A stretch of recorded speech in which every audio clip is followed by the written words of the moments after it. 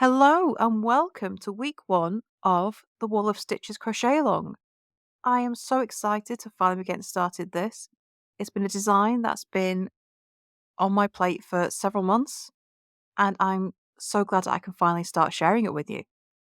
So this is probably the closest crochet along I've made since my 50 stitches, which was also predictable blocks of stitches that fit together in a fairly simple design.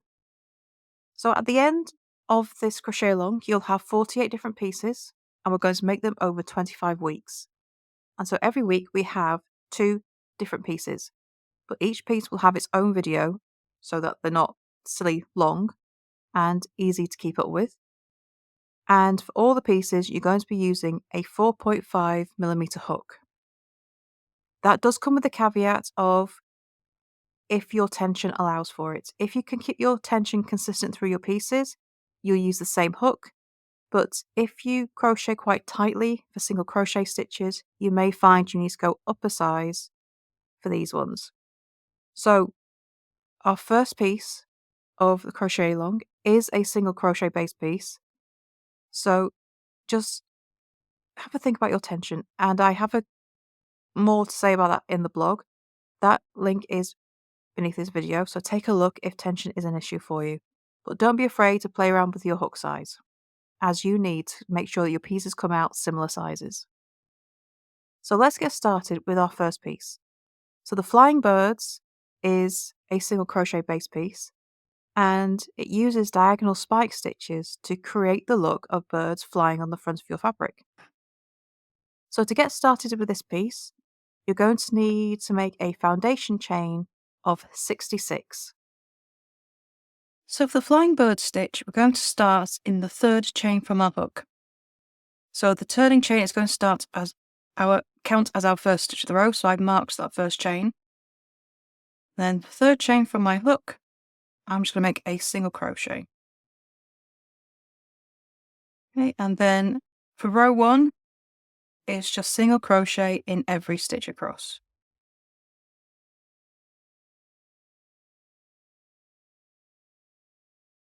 So this just gives us a nice solid foundation row so that we can make our flying birds later.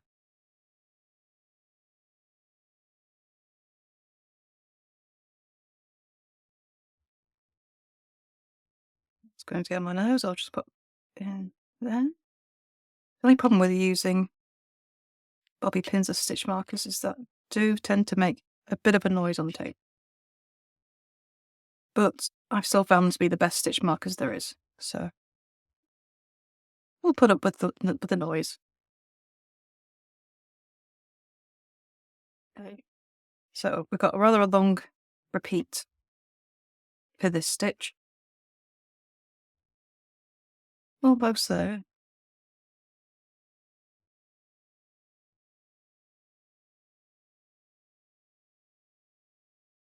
Okay, single crochet in the last stitch. So there we go, row 1, it's just all single crochet.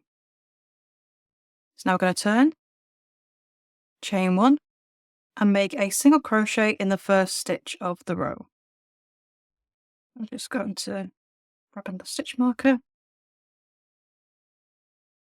Okay, so we've put single crochet in the first stitch, and then we're going to single crochet in the next 3 stitches as well. So we're going to have 4 single crochet to start row 1. Okay, so after our 4 single crochet, we're going to chain 1, skip the next stitch, single crochet in the next. So we're going to have that chain 1 space sitting there, and then single crochet in the next 6 stitches. So including the one we just made, we're going to have 7 single crochet after our skip stitch. So we have 1, 2, 3, 4, 5, 6, and 7.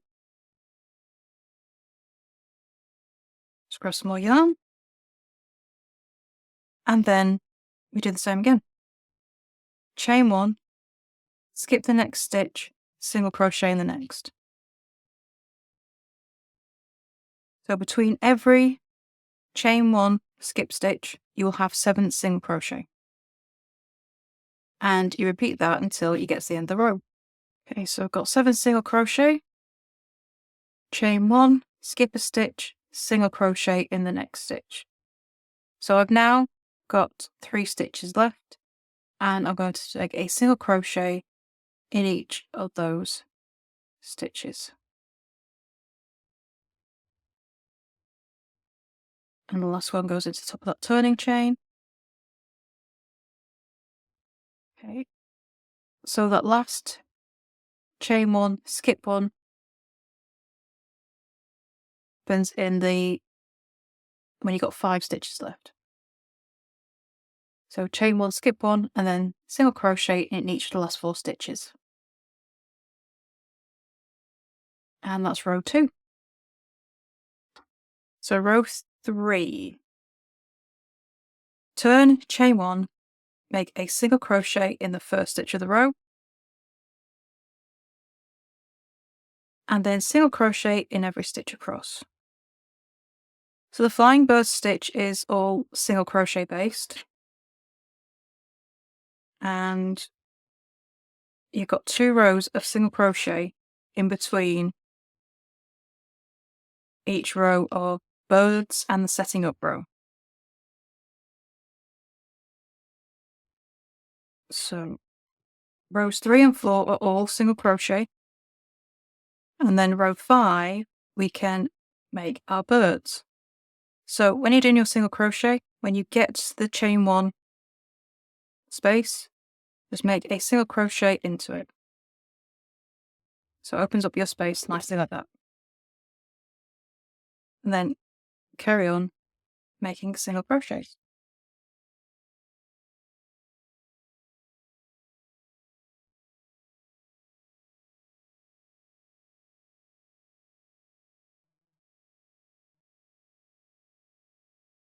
Then you get to the chain 1, single skip a stitch space, make a single crochet into it, so working around the stitch, and carry on with single crochets.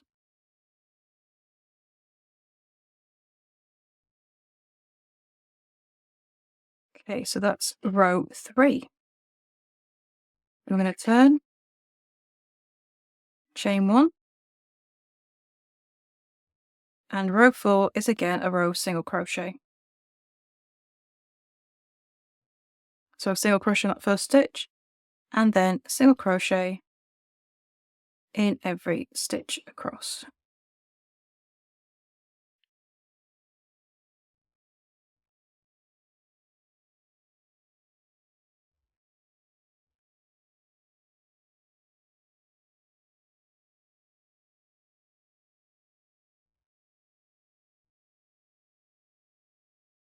So I've been quite in that stitch mark a bit.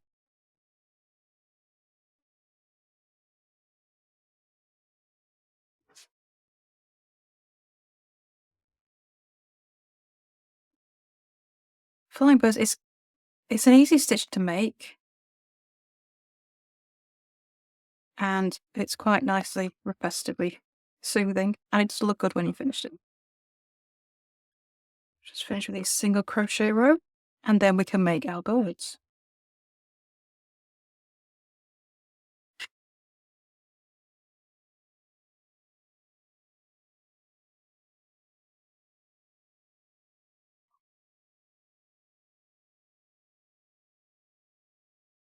Sorry if you can hear some heavy breathing, it's my dog. He's decided to come and say hello. Not the convenient time.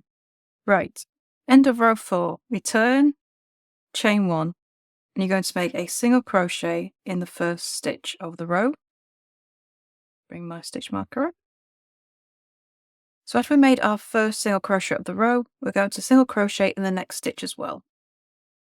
So now we're going to make a flying bird. We're going to be working into the unused stitch down here. So where you skipped stitch and chain 1, that hole down there, going to be working into the loops. Okay? So go into the loops, yarn over, pull up a loop. So your yarn is wrapping right round. And you want to pull it up to the height of the row that you're working on. So this is a really long spike stitch. Yarn over, pull through 2 loops. Okay. So now we're going to make a single crochet in the next 3 stitches. So not this one here, because that's the one on top of your spike stitch. Want the next one across. 1, 2, and that second one should line up directly with that chain 1 space. So that's right on top of it. Single crochet in the next stitch as well. So now we're going to make another spike stitch, and we're going to work again into the same chain space. So insert your hook into the loops, yarn over, pull up a loop, and pull it right up to the height of the row you're working in. Yarn over, pull through 2 loops. And that is your flying bird. Those 2 spike stitches together make your bird.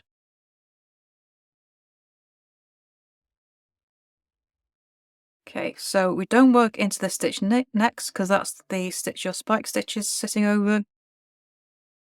Single crochet in each of the next 3 stitches. 2 and 3. And then we make the next bird. So into the next skip stitch, 3 rows below, insert your hook into the unused loops, yarn over, pull up a loop, put it up nice and tall, yarn over, pull through 2 loops. Then single crochet in each of the next 3 stitches.